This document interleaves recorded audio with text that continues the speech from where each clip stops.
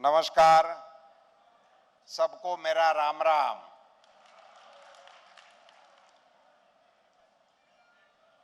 कुर्मी सभा के इस अधिवेशन में इस मंच पर विराजमान हमारे अध्यक्ष आदरणीय विजय सिंह निरंजन जी, हमारे गुजरात के नेता पूर्व उप मुख्यमंत्री श्री नितिन भाई पटेल साहब, हमारे दो मंत्री महोदय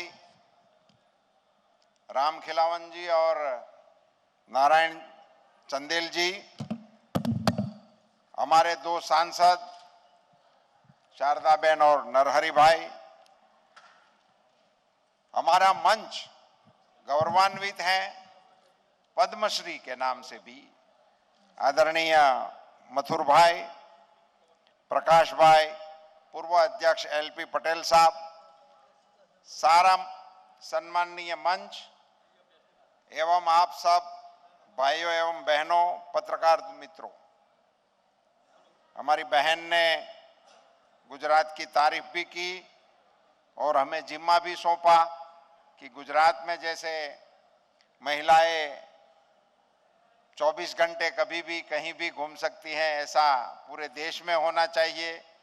कुर्मी समाज थोड़ी ताकत लगाए और गुजरात में जैसे सरकारें बनती हैं ऐसी सरकारें सभी प्रांत में बनावे, बाकी का काम हम कर लेंगे।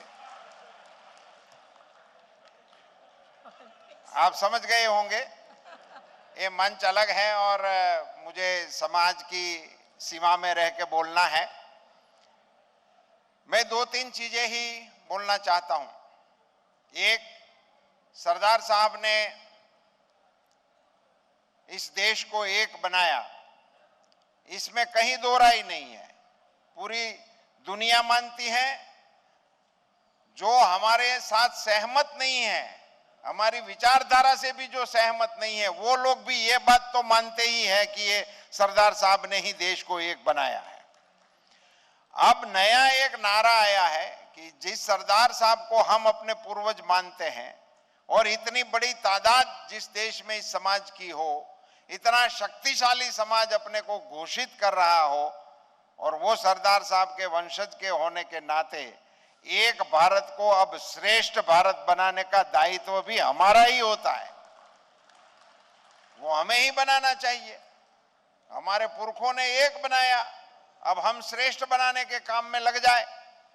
और यदि हम एक मन से इस काम को आगे बढ़ाने का काम करेंगे, मुझे पूरा विश्वास है कि यह देश दुनिया का श्रेष्ठ देश बनने से इनको कोई रोक नहीं सकता।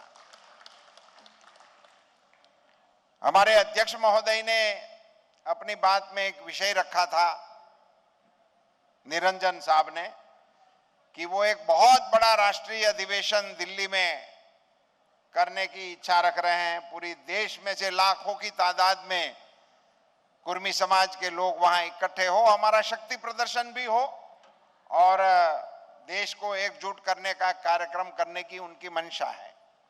मैं इनका स्वागत करता हूं, इनको समर्थन देता हूं कि पूरे देश का कुर्मी समाज का बहुत ही बड़ा, विशाल और जानदार, शानदार सम्मेलन करना चाहिए। मगर मैं इनमें एक विनम्रता से एक सुझाव देना चाहता हूं कि ये हमारा सम्मेलन, अभी ये मेरा मत है, आप अपनी वरिष्ठ सभा में इन पर मंथन करें, उसी के बाद अपनी राय बनाएं। मैं मानता हूं कि ऐसा बड़ा सम्मेलन हमें स्टैच्यू ऑफ यूनिटी के सामने करना चाहिए और सरदार साहब के चरणों का दर्शन करने का पूरे देश के कुर्मियों को आह्वान करना चाहिए। ये बहुत ही अच्छा मौका रहेगा। सरदार साहब का दुनिया में सबसे ऊंचे कद का, आदम कद का स्टैच्यू बनाने का काम हमारे प्रधानमंत्री जी ने किया है और आज पूरी दुनिया से लोग वहां दर्शन करने के लिए आ रहे हैं। मुझे बताते हुए फक्र हो रहा है कि आज दुनिया में सबसे ज्यादा प्रवासी आने के जो स्थल का नाम है वो स्टैच्यू ऑफ यूनिटी का नाम है। और इतनी सरदार साहब की मूर्ति के दर्शन करने से ही हमारे समाज को ताकत मिल जाएगी। एक मैसेज भी चला जाएगा पूरे देश में, जैसा बड़ी मूर्ति है ऐसा ही बड़ा अधिवेशन भी होना चाहिए। ऐसा करके हमें आह्वान करना चाहिए। ये मेरा सुझाव है, स्थान के लिए सुझाव है। और यदि आपकी सभा में चर्चा करें, आपके जो आयोजन समिति हो उसमें ये विषय रखा जाए।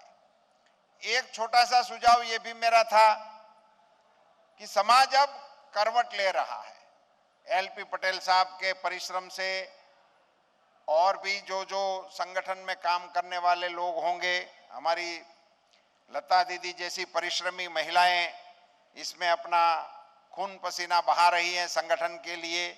ऐसे कई लोग होंगे जिनका नाम हमको पता नहीं होगा, इसलिए सबके नाम में जाएंगे तो किसी को अन्याय हो जाएगा। मगर जिन जिन लोगों ने जिन जिन प्रदेशों में ये संगठन का काम करते हुए आज के अधिवेशन में 25 राज्य के लोग मौजूद हैं, वो बता रहे हैं कि आपने पूरे भारत माता के मानचित्र को खड़ा करने का काम कर दिया है। अब समाज के इतने बड़े संगठन को एक दिन मनाने का भी सोचना चाहिए। कोई एक दिन होना चाहिए हमारा, जिसको हम स्थापना दिन के रूप में मनाएं, जिसको हम विजय दिन के रूप में मनाएं, जिसे हम गौरव दिन के रूप में मनाएं। कुछ ना कुछ सोच के किसी एक दिन को, जैसे अखात्रीज है, हम पूरे देश में किसान अपनी फसलों की तैयारी के लिए अपने बेल को पूजा करके खेती के लिए तैयार करते हैं, वो अखात्रीज होती है। आप ऐसे में से कुछ भी करिए, राम राज्य की स्थापना का दिन लीजिए, हिंदुपद पातशाही की स्थापना का दिन लीजिए, आपके मन में कुछ भी, और अपने लोगों को सुझाव देने के लिए आमंत्रित कीजिए किस दिन को रखना चाहिए। हमारे समाज के लिए गौरव का कौन दिन है जिसको हम आगे बढ़ाना चाहते हैं। ऐसा कोई एक दिन तय करके पूरे राष्ट्र में इस दिन को मनाने का कार्यक्रम होना चाहिए। आपने कल ही देखा होगा 14 अप्रैल, कुछ कहना ही नहीं पड़ता है, पूरे देश में जोरों शोरों से इनकी तैयारियां हो जाती हैं और कार्यक्रम हो जाता है। हमारा समाज को भी ऐसा एक दिन तय करना चाहिए और उसको मनाने का कार्यक्रम करना चाहिए। यहां से कई बातें कही गई। मैं मथुर भाई ने जो विषय रखा था उसको अनुमोदन देता हूं कि हमारी बेटे बेटियों की शादी पूरे राष्ट्रीय स्तर पर कैसे हो, उसकी विधि विधान क्या हो, सारे राष्ट्र के सभी प्रांतों में इनका पता कैसे चले और उसका कोई एक रूप बन जाना चाहिए। यहां बहुत विषय है, आप एक विषय पे भाषण करने के लिए किसी को भी खड़ा कर देंगे, 1 घंटा ले लेंगे। व्यापार की बातें हो रही है, मथुर भाई को आप सब लोगों को पता ना हो इसलिए मैं बताना चाहता हूं कि बेटी बचाओ आंदोलन का सबसे बड़ा आंदोलन उनके नेतृत्व में उन्होंने गुजरात में किया था। सूरत से यात्रा निकाली थी, पूरे राज्य में उन्होंने इस यात्रा को घुमाया था और बेटी बचाओ आंदोलन का नेतृत्व करके बहुत ही अवेयरनेस लाने का काम उन्होंने किया था। पानी बचाने का बहुत बड़ा परिश्रम इन्होंने कहा था। इस मंच को आप देखिए, वहां भारत सरकार का मंत्री भी है, राज्य सरकार का मंत्री भी है, राज्य सरकार के मंत्री हैं, सांसद दोनों सदन के सांसद हैं, लोकसभा के भी हैं, राज्यसभा के भी हैं और पद्मश्री भी है। ऐसा रिच मंच, ये आपके समाज की ताकत है, ये मंच की ताकत है। आप जिस यूनिवर्सिटी के प्रांगण में बैठे हो, ये समाज की यूनिवर्सिटी है एक तरह से। इतना इंफ्रास्ट्रक्चर के मालिक होना समाज को, ये बड़ी गरिमा की बात होती थी। और ये उस समय यहां एक काम शुरू हो गया था जब प्राइमरी शिक्षा का एक रूम बनाना भी जोखिम होता था। ऐसे कालखंड में इस प्रकार का इंफ्रास्ट्रक्चर करने के लिए हमारा समाज तैयार था। यहां गुजरात में कई ऐसी चीजें हैं जिनका अनुकरण पूरे देश में करने जैसा है। शिक्षा का क्षेत्र है, व्यापार का क्षेत्र है। हमारे अध्यक्ष बोल रहे थे कि हम व्यापार में पिछड़े हैं। साहब, ये बात कभी भी गुजरात में खड़े होकर आप नहीं कह सकते। दुनिया का 90% डायमंड का काम भारत में होता है। और भारत का 90% डायमंड का काम गुजरात में होता है। कैस्ट्रल ऑयल जो है हमारा, उनका 80% विश्व का भारत में होता है। उसका 80% काम अकेले गुजरात में होता है, और ये भी ये उत्तर गुजरात की धरती से होता है। ऐसे कई काम हैं जिस पर हमारे समाज का रुतबा है, और ये डायमंड के तो सारे के सारे लोग आपके समाज के ही है, और उसमें वो कोई है ही नहीं, ऐसा मैं कहूं तो भी बहुत गलत बात नहीं है। ऐसे कामों में समाज की जो महारत हासिल है, उनको समाज के अन्य राज्यों में उनका बेनिफिट कैसे मिले, उनकी एक विंग बनानी चाहिए। और यहां से ये भी बातें हो रही थी कि हमें राजकीय तौर पे भी आगे बढ़ना चाहिए। आप इकट्ठे हो जाओ, वो अपने आप हो जाएगा। आप इकट्ठे हो जाओ, और कुछ होना ही नहीं है। भगवान राम ने जब समुद्र सेतु बांधने का निर्णय लिया, तो पानी पे पाज बांध सकता है, समुद्र पे पाज बांधना कोई छोटा काम नहीं होता था, मगर वो हो गया, ऐसा इतिहास में लिखा गया है। क्यों हो गया? वहां 18 पद्म वानर सेना थी। 18 पद्म, ये फिगर है। ये गणित के जो तज्ञ होंगे वो ही ठीक से बोल पाएंगे। मैं मैथमेटिक्स बीएससी हूं, मगर मैं पद्म का ठीक से ट्रांसलेशन नहीं कर सकता हूं, इसलिए मैं वो गलती करना नहीं चाहता हूं। इतने लोग इकट्ठे थे, उनको एक आज्ञा थी कि अंगद जो सूचना देगा वही 18 पद्म करेंगे। एक सूचना के आधार पर अगर समाज खड़ा हो जाए, हमारे अध्यक्ष की एक सूचना हो जाए कि हमें बाएं मुड़ना है, पूरा समाज बाएं मुड़ेगा। ये कहेंगे दाएं मुड़ना है, दाएं मुड़ेंगे। इतना करना शुरू कर दो, राजकीय क्षेत्र वाले तो आपको ढूंढते हुए आएंगे आपके पास। उनको तो जरूरत ही होती है, राउंड द क्लॉक उनकी नजर घूमती रहती है कहां से मुनाफा होने वाला है। वो तो तुरंत आपको ढूंढ लेंगे। उसी के लिए हमें बहुत श्रम करने की आवश्यकता नहीं है। एक बात इस मंच से मुझे कहना है कि हम हमारे प्रधानमंत्री जी की मान्यता के अनुसार अब अमृत काल में प्रविष्ट हो गए हैं। ये जो आजादी के 100 साल मनाने का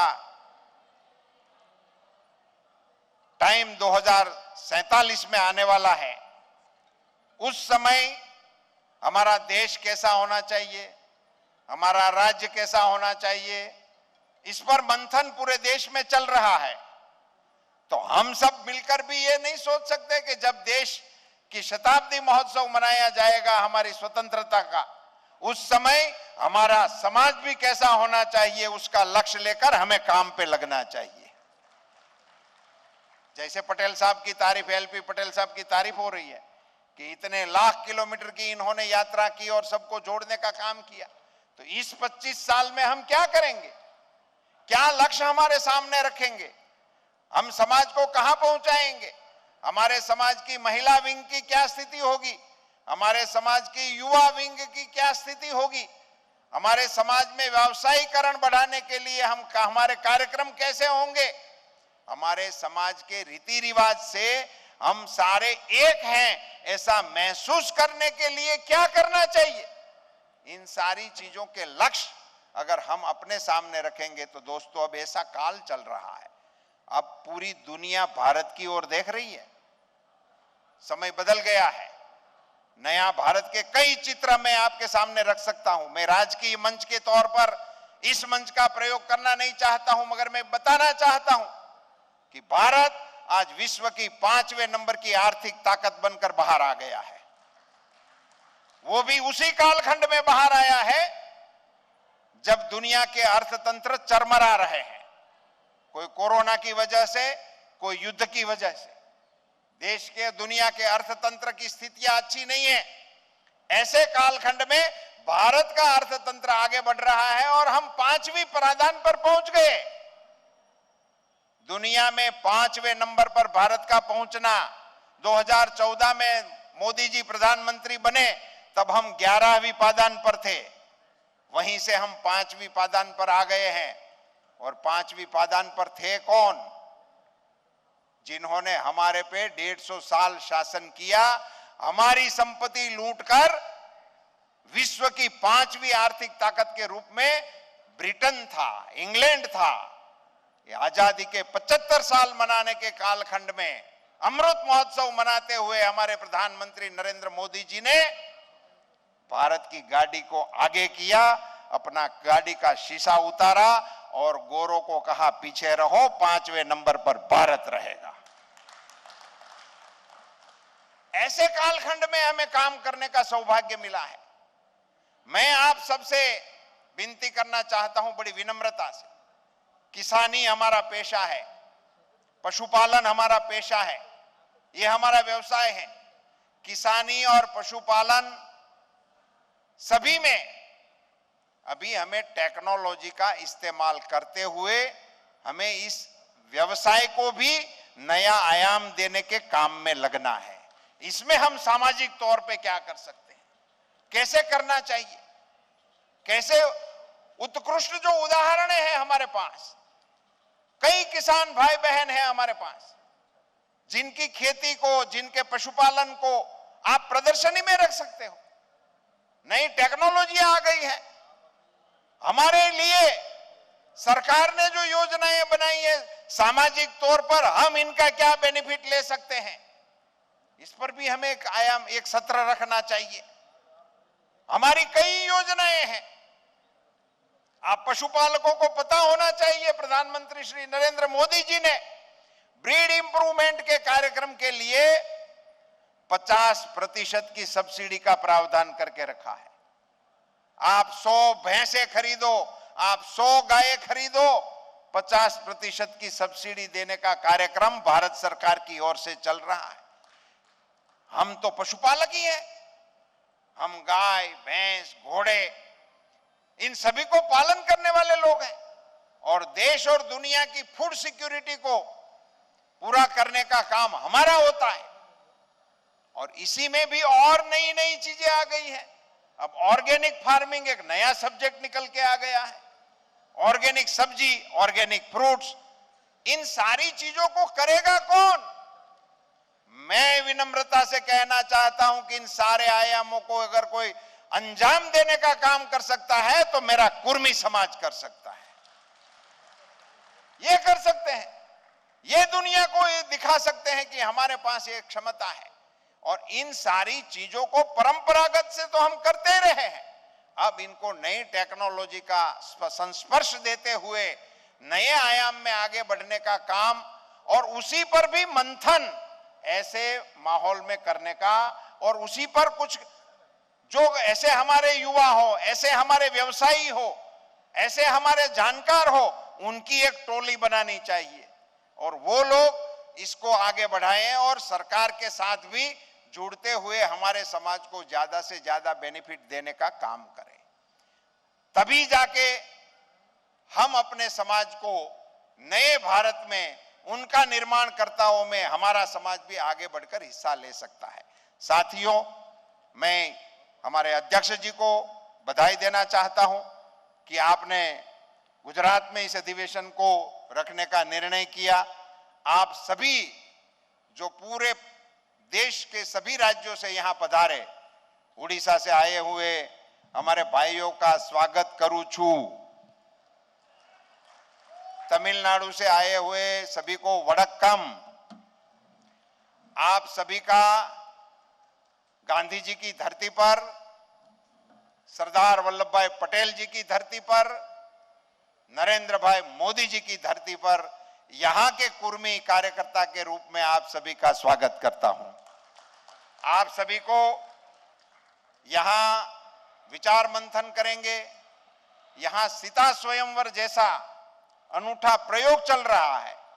मैं मानता हूं कि हमारा ये संगठन के प्रवक्ता लोग हों, उनको ऐसे आयामों पर मीडिया से बात करनी चाहिए। मीडिया को बताना चाहिए कि एक सामाजिक तौर पर हम कैसे कैसे नए आयामों को स्वीकृति कर रहे हैं और इसको अमली जामा पहना रहे हैं। आप सभी के यहाँ के रहने खाने पीने के लिए हमारे कार्यकर्ताओं ने जो कुछ भी व्यवस्था की है उनका मैं अभी विसनगर की और हमारे यहाँ के अध्यक्ष चेतन भाई, सतीश भाई, उनकी पूरी टीम को धन्यवाद देता हूं और आप सभी लोगों को यहाँ गुजरात की धरती पर 2 दिन कार्यक्रम में मंथन करके पूरे देश के कुर्मी समाज को संदेश देने में आप कामयाब रहे, इन्हीं शुभकामना के साथ आप सभी को पुनः मेरा राम राम।